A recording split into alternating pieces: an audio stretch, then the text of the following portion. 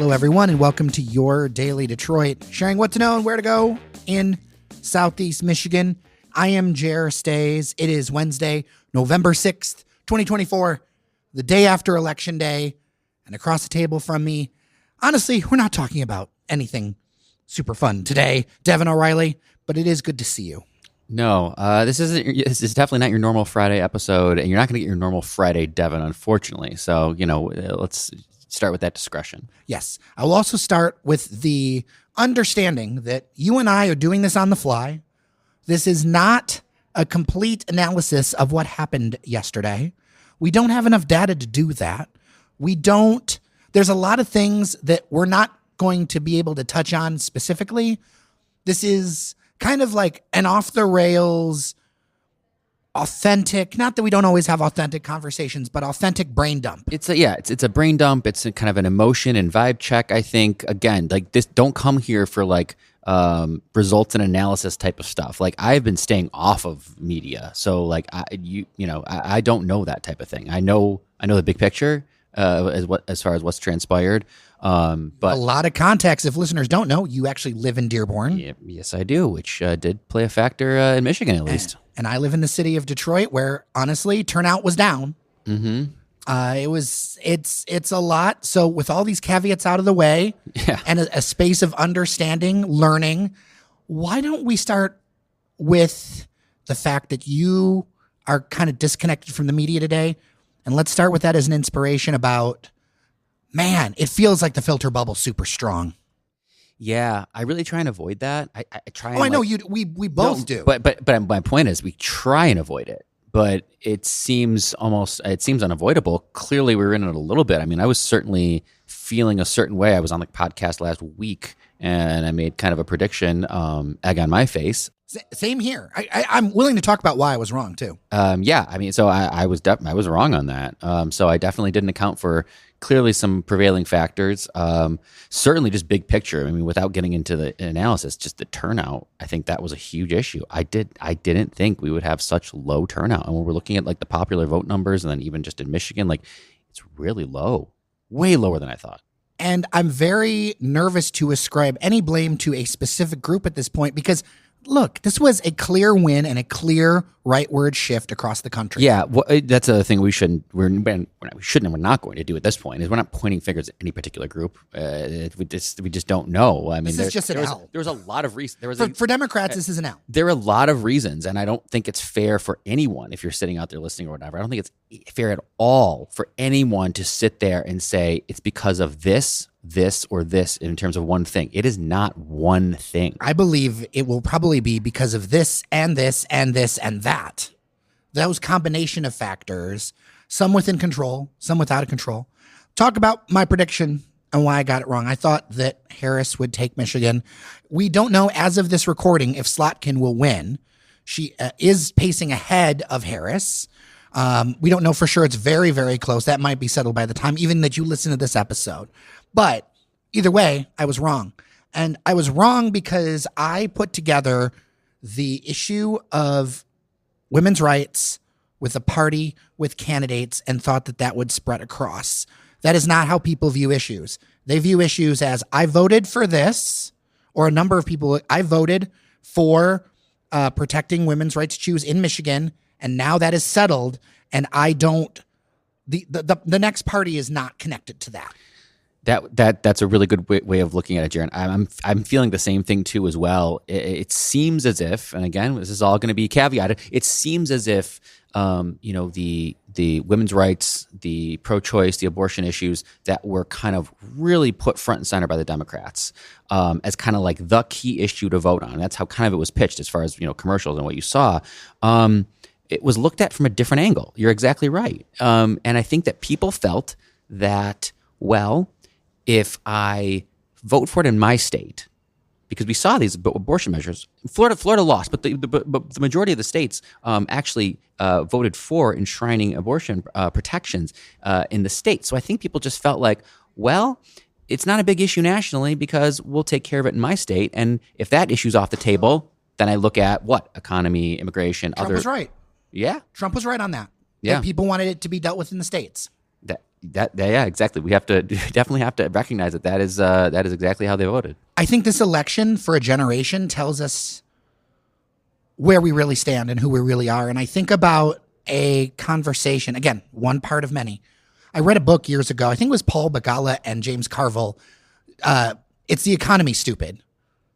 And for a lot of people it was. And I think it was in a number of ways. I get slag online because I sometimes listen to Scott Galloway. I also listen to Kara Swisher. Scott Galloway made a good point about having a crisis of men. And Norris Howard, our colleague, made the point that like 55% of new voters, voted for Trump. The people I know that are under 30 have it way harder than I did. I had my first apartment by the time I could drink. Most people I know under 30 at this point have a failure to launch or aren't launched or are still at home. They don't. I know people who are 25 years old who have never had a relationship. And that is not, I don't want to center men about everything with this, but that was the turnout. That was big part of the group. And those people showed up. Yeah. And we don't have to center, but men are a huge part of the story here because that was the factor. The Trump campaign had always taken this gamble that they thought would pay off. I think most people, especially on the left, didn't think it was going to pay off, but they thought it was going to pay off, that they were going to turn out in numbers not seen in other elections. They were going to turn out younger and even middle-aged white and Latino and black men for Trump. And that was their gamble. And I think the left kind of said, that's risky. You're not going to get that. We've got our voting blocks, and we're just going to ride out with what we've got. The whole demography is destiny. And their gamble paid off because young men did show up. Black and Latino men did show up, and they voted for Trump. In more so than much they did. Larger numbers. Yeah, it's not like it was a huge majority, but in much larger numbers. I mean, that's part of the ball game. And you're right, Jared. It's like we say the economy, and it's just one word, but it's like it's so many different things to different people. When you tell me economy, like what Devon thinks is the economy, let's just say I said, oh, it's the stock market, it's wages, and like I feel good about things because the stock market's up and wages are up, for me at least over 4 years. So I would say economy is good, but like that's totally different than if you ask someone else, like the economy, it's totally different for them. Maybe it's prices of goods, maybe it's whatever. Inflation is not a concept people think about the way economists think about it, because economists think about it with a few of the key indicators removed. But those key indicators are very important to people on the ground. To people on the ground, they look at it and go, housing is so much more expensive than it was 4 years ago. They don't really, the reasons why we didn't get that far. Right. They don't care about the reality is that a lot of people feel like they want to buy a house, they want to have a thing, and they don't feel like they can get it. And at the end of the day, the economy is going to, excuse my words with this, trump everything else. And I want to tie that back to the filter bubble thing that we started with, because it was really easy for people to think that this is how everybody thought. Because look, the social media is really good at showing you what you want to see, and that works fine for dog videos. It does not work fine for news and information, and we have to come up with a better system. We have to divorce social media from news, from these things. And there's greater shifts in media in general that are happening. But we've got to get out of these bubbles, man, because you and I both work very hard to not just talk to people in our bubbles. I have people that I consider friends that are Republicans that voted for Trump. I have family that voted for Trump. I had a sense of what their issues are. I admit that I think maybe the filter bubble was too much, and I should have paid more attention. Absolutely. And I think that this may not be popular opinion, but I believe that you agree with me, Jared, in the sense of like, this isn't the time to start cutting every Trump voter out of your life, or if you don't know any, if you don't know someone who voted for Trump, I think you live in a bubble. Look at Michigan and say, if you don't know a Trump voter, you don't know somebody who's more than half the country, right, half the state. And so it's one of those things where now is not the time, again, my opinion, now is not the time to just I'm just going to cut every Trump voter out of my life and not, that accomplishes nothing. If anything, you need to have more in your life to understand clearly what the majority of Michiganders are thinking right now. I wonder also if there is, not just about party and not just about Trump, there is an overall frustration with the system. I think a lot of these votes, people I talk to, they just want to burn it down, man. They just want to burn it down. They don't like the Republican Party. They don't like the Democratic Party. They've priced in that all politicians are terrible. Like, I think one thing the Democrats missed is that a lot of people just go, yeah, Bill Clinton was a philanderer. Like, Bill Clinton did these things, right? The number of politicians that have done affairs or caught in things, we don't care. It's already priced in. Yeah. And a lot of the verbiage used was taken personally by those groups, saying that I'm not welcome here. Yeah. Clinton was a great juxtaposition to Trump in the sense that he was kind of the Democratic Trump in a way of he was just incredibly like, I don't know, just straight talking, like no BS. He could do anything because at least you knew who he was. You knew who the person was, for better or worse. And so that's, Clinton was so successful and it just nothing stuck to him. And a lot of people felt like, and fairly or unfairly, a lot of people felt like they didn't get to know Kamala Harris. I read her book. I did research, but it's really hard for the country to get to know somebody in 100 days. I think that the media environment has changed. So not only have filter bubbles really changed things, and we have to figure out a way to break past that as creators of content, that algorithmic filter bubble, but also who people listen to and what they take into account. It's changed. Don't say it's changing. It has changed. I think we're in for a reckoning of mainstream media, and it's about consumption. It's about what people want to hear. It's about authentic voices. To me, I think about in the future, the more it's not just about which party and the Republican Party, but voices like your Bernie Sanders, where people are like, you know what? I may not agree with Bernie Sanders, but I trust Bernie because Bernie's always been Bernie. Right. And it's not talking down to people. Yes, it's not saying, agreed. I'm here to tell you what you need to know.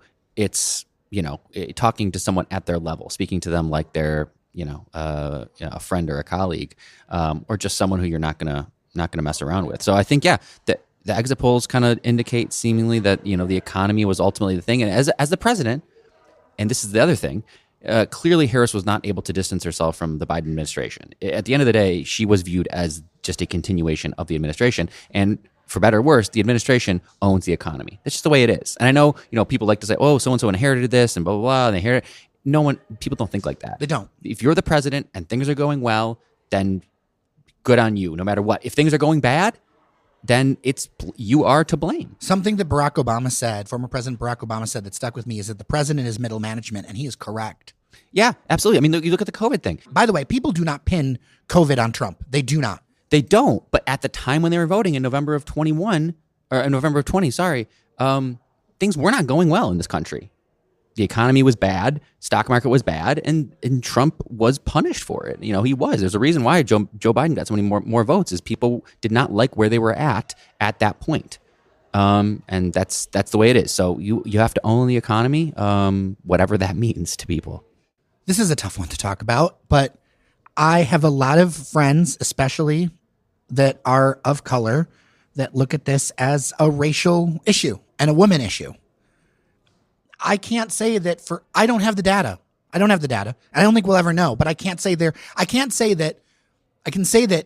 I'm sure that there are some people that's in their calculus, but we don't have the data to talk about that. But I can't deny I can't deny that opinion. But here's the thing we do know is I'm certainly willing to hear the argument that it was a gender issue. Okay, I'm willing to hear that. We don't know, but sure.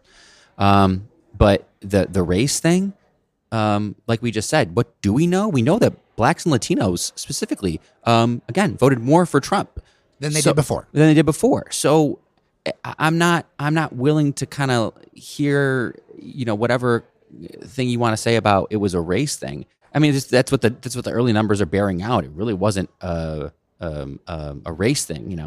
Maybe I think a black man Democrat probably could have done just fine.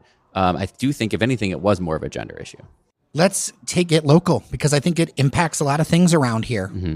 And you and I are both around policy and all that other stuff. I think if you want transit, I think you should go get an e-bike. Yeah. In this region, well, I'm sorry. Drilling down locally, not only did Trump win, which is not good for anyone who's a fan of transit or kind of government funding. I think that's going to be cut to the bone. Infrastructure projects. Yeah, that's nope, none of that. But block grants. Right. But even at a state level, the House flipped Republican. And so there you don't really have, it's going to be a little bit of gridlock because we still got Gretch in charge. So we got her. That may be comforting for some people, but we've got a split Congress, and that's or legislature, split legislature, and that's just going to be tough to get anything through. So it's like it's kind of like neither good or bad. You know what I mean? It's like a tie in a tie in sports. Like, yeah, it's not like in Michigan, Republicans are in charge. Are going to pass like a bunch of just jam through a bunch of stuff. No, Democrats aren't either. I just envision a time of just kind of gridlock and nothing getting done for the next couple of years. I think this impacts who runs and who would be for governor. Let's talk about that because Whitmer is term limited.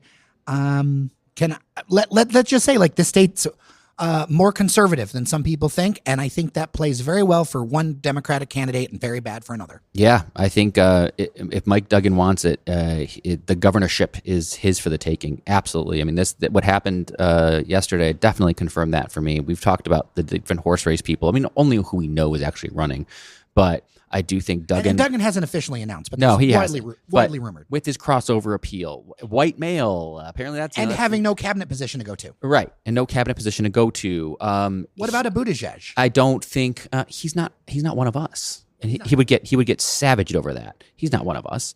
But Mike is. Mike's from Detroit. I mean, Mike would get massive turnout in the Detroit area. I think he would do really well. Secretary Benson is also... A lot of people who voted for Trump would vote for Duggan. Yeah, that's one of the... Dan Gilbert would open that up is a the perfect example of there are so many Macomb kind of independent Republican lean type of people, Oakland County, who see Duggan as someone who kind of got cleaned things up in Detroit, put it on the right track, ran it like a business, and in some ways he did, and so he would get very high praise for that. And I don't see another progressive candidate. We talked about Secretary Benson, who I think very very highly of, but I think she would have to come on kind of the progressive side of him, and I don't think that's the winning. That's not the winning angle. It seems so. I think about the mayoral race too. This really leans towards a pro-business candidate. It does, and here's my kind of thought on this. We'll see. It's a little prognostication, kind of live here, but because of what happened, Joe Tate is no longer the speaker. I think that Joe Tate, a Detroit resident, would potentially be a fantastic candidate for mayor and to fill that kind of pro-business spot. I think he checks all the boxes in the profile of what we're now kind of seeing people want, for better or worse. I mean, include all of the things, the misogyny, whatever. I mean, these aren't good things necessarily, but I'm just saying, like, he checks all the boxes of seemingly what the constituency would want. We're not talking about the world as we want it. We talk about it as it is. And my great aunt was an organizer for the UAW, and she was one of the ones who worked to integrate the factory floor, because for a long time the union actually fought integration. And she worked to do that and a number of other things. And as an organizer and as an activist, I should have remembered the lessons that I learned from her of to always look at the situation as it is. And as it is what we saw. And I feel like from here on out, this is, as I said at the top, this is a generational lesson for voters, for parties, for the future of the electoral system, for media, for what we do. It is a generational lesson. Everyone knew what everybody was going in and made the decisions they did. Right. That's a good way of putting it.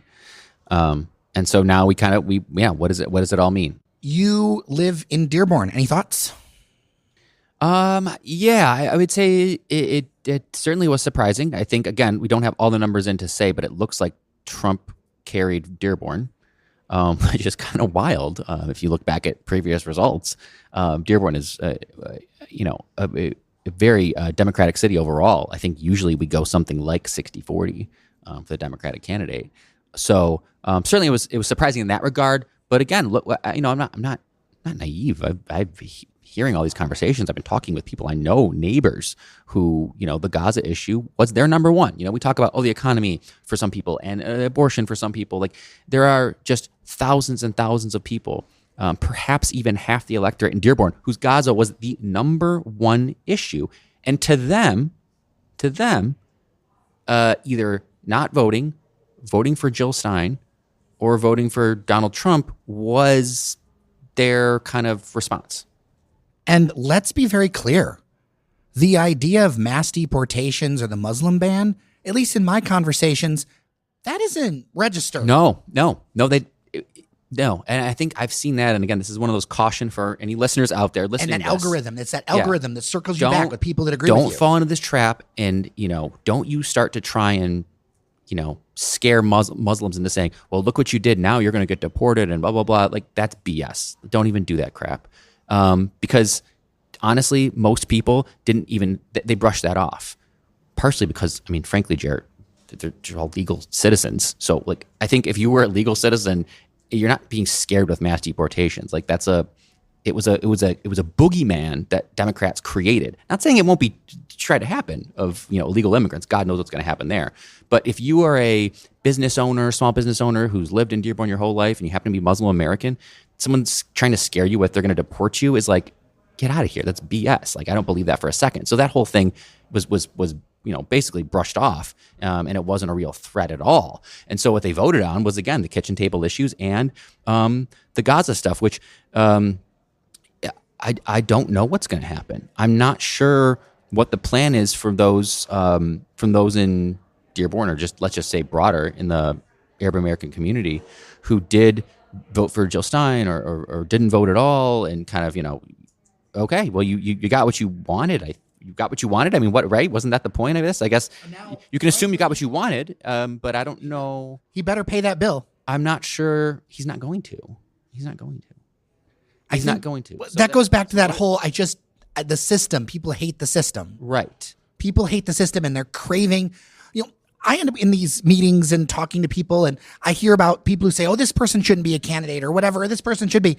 We've got to erase our idea of what an ideal candidate is, because what people resonate with now is completely different. And I know that, like, we could not exist if not for the changes that have happened in media, like what we're doing here as Daily Detroit. Regardless of our individual beliefs and thoughts, people are craving that authenticity, whether or not you agree with it or whatever. They don't want the polish. I'm not saying it's she didn't appear on Joe Rogan, so that isn't it, but it is an indicator of what people are looking for and what people need out of their candidates going forward. And I think about the candidates I've had trouble getting on this show, that they're like, I've literally had PR people tell me, it would be great. I would be great to be on your show. But the thing is that you're like a cuddly bear. But people forget the bears have teeth and claws, and you're going to ask questions. Of course I'm going to ask questions. And that has to change. Yeah. The DNC has become kind of a creaky old machine. And that's kind of getting into another thing that we can kind of do in the postmortem is Harris kept the majority of Biden's kind of staffers and think tank people, like the closest people to her. It was kind of passed along from Biden, and those were creaky old people from a bygone era of politics. And it was like almost they weren't fighting the same battle. You look at some of the people in the Trump campaign, and they were just bare knuckle boxers trying to fight against these people who had tried to have decorum and all this. And I don't know, it just clearly wasn't a fair fight. What happened to me was all of this appeasing of different groups instead of standing on business and saying, this is what I believe. You may not like it, but this is who I am. And people respect that more than, well, we're not going to talk about Gaza. We're not going to talk about this. We're going to do whatever, right? It wasn't until the very end of the campaign. And I'm not saying that Gaza lost the election for Harris. It did not. This was a bigger wave. But it is a clear example of, you could have said that 2 months ago. What she said, she could have said 2 months ago. Yeah. And it clearly, this is hard to say, but it's true. The culture war stuff won out. All the ads, there's probably a reason. When you see ads a lot, it means that they test well in their voter groups. And the ad I saw more than anything down the stretch was an anti-Harris ad about transgender individuals in sports, transgender individuals, sex changes in the prisons, taxpayer-funded sex changes in the prisons. Like, to me, I just brushed it off because like, this is so silly. Who cares about this? And there's only like two athletes right. in the entire high school But system in people Michigan. cared. That clearly resonated because they kept running it. And it resonated not because of and this is where I think the filter bubble screwed things up. It didn't resonate because of the fact on the ground. I think about even Peanut the squirrel in New York. Yeah, well, who even? I barely even know what that is, but it's like, yeah. We'll get to Peanut in a second. Yeah. And I think it was effective, and I know why. And I think I know why. But when it comes to that issue, or when it comes to those kind of culture war issues, when it comes to immigration, it wasn't about how many people are going over the border, whatever fact. There was a clip on Joe Rogan when he was talking to Fetterman. I really wish Devon's had like a different person, Fetterman, up there, but points to him for going up on that thing.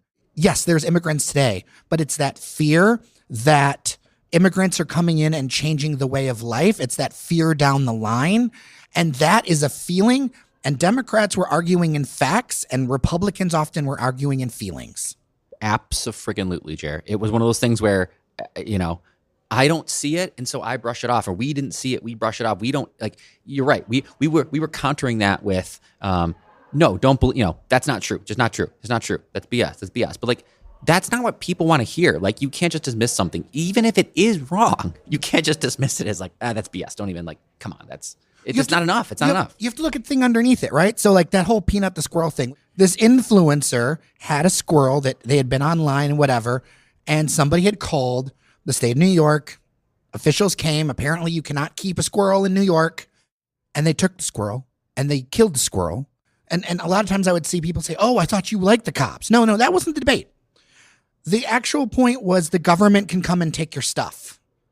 And there's this beloved squirrel that everybody, this beloved squirrel that these people really into, became memes on the right.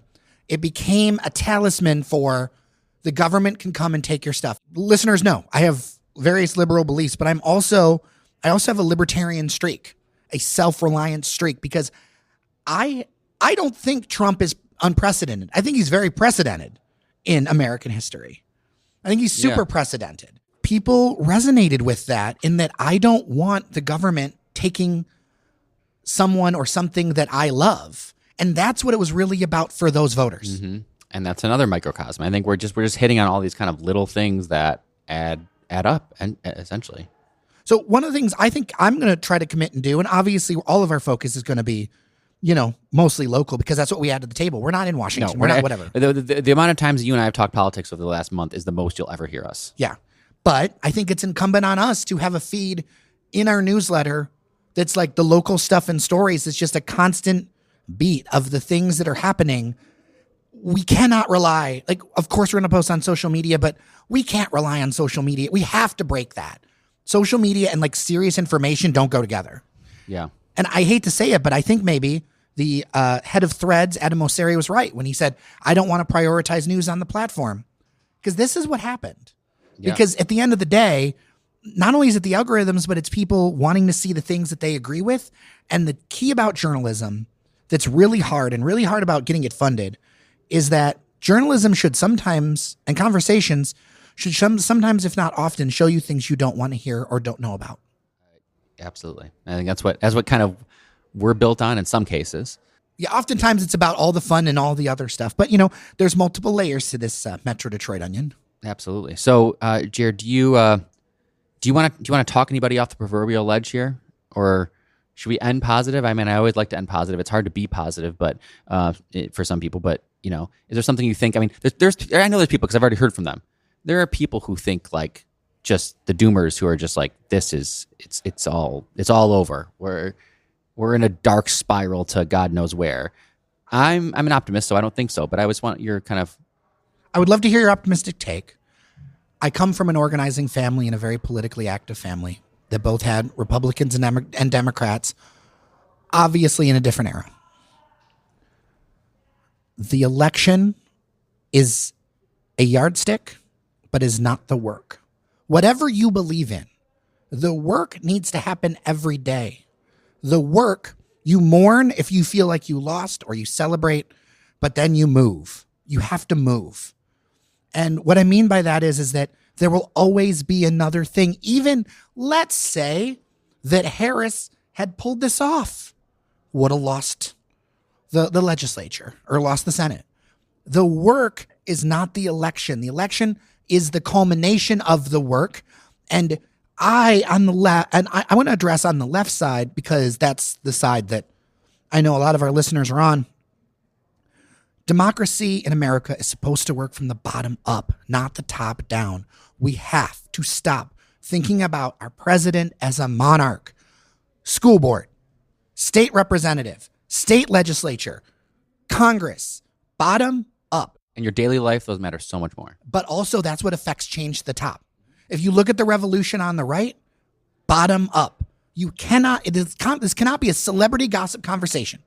Bottom up. Who is running in your district? If they are not running, you should be running. Get involved to understand how the process works, because that is the only way to change this. Bottom up. Yeah, well said. I'll take it kind of a quick two-part. I mean, one of it is, I'm frame this by saying I'm going to try and bring some positivity or what have you to the conversation. I'm happy we live in Michigan today. I still feel comfortable living in Michigan. I really appreciate and value the leadership that we have here in Michigan, from the governor, Secretary of State, our Attorney General, even locally. I mean, I don't want to go too granular, but our representatives and Senate. I think highly of them. I think we're in good hands locally. I think our state, Michigan, is still in very good hands, despite what's going on nationally. And I think that if there is something that is going to shift, like we said, bringing it back to the beginning, is maybe that's kind of what starts to happen is we shift more to a constitutional republic that, each state starts to create their own little ecosystem of what they are. And I like what we're doing in Michigan. I still like where we're headed. I still like what we're doing in Michigan, in our own little ecosystem, if that's what it becomes. We're in a good place. And so I'm happy about that. I feel like I am still kind of among people who I trust. Now, the other final thing is just kind of a big picture. This, obviously, goes without saying, but look, I've lived long enough, you live long enough through different elections, through tides turning. Politics is a pendulum. Public sentiment is a pendulum, and it swings back and forth. This democracy we've created, this government we've created, was never meant for a single party to just rule the day for 2, 4, 8, 10 years at a time. We've had a Democratic president for 4 years, and it's switched back and forth several times in my lifetime. A lot of back and forth. This is the pendulum swinging one way. It won't stay there. It will swing. It will inevitably. If history has taught us one thing, it will swing back. It may not even be 4 years. If you look at history, what does history tell us? Like you said, Jared, this is all precedented in a way. It'll swing back. The most popular presidents usually lost Congress in the off-year elections. Obama, 10, 12, 14. Like, you look at the history. So yeah, you might even have to wait 4 years. There could be a blue wave in 26. We don't know. I'm not saying that will happen, but the pendulum does swing back. Devon O'Reilly, I appreciate you as a co-host and your friendship. And I appreciate all of you listeners, because, yeah, this is a day. I'll just say that. This is a day. I will reveal that I did take some nips of the espresso martini bottle that was sitting here. So, yes, I can confirm it. It's a day. With that, I am Jer Stays. Thank you so much for listening to Your Daily Detroit. We will always give it to you straight, the best as we see it. We won't always get things right, but we will always try our best and be self-reflective when we miss something. I appreciate all of you for giving us the opportunity to talk. We are gonna not stop. We did the work. You move Forward. And tomorrow it'll be a new day, and we will talk to you tomorrow. Thank you so much for listening to Your Daily Detroit.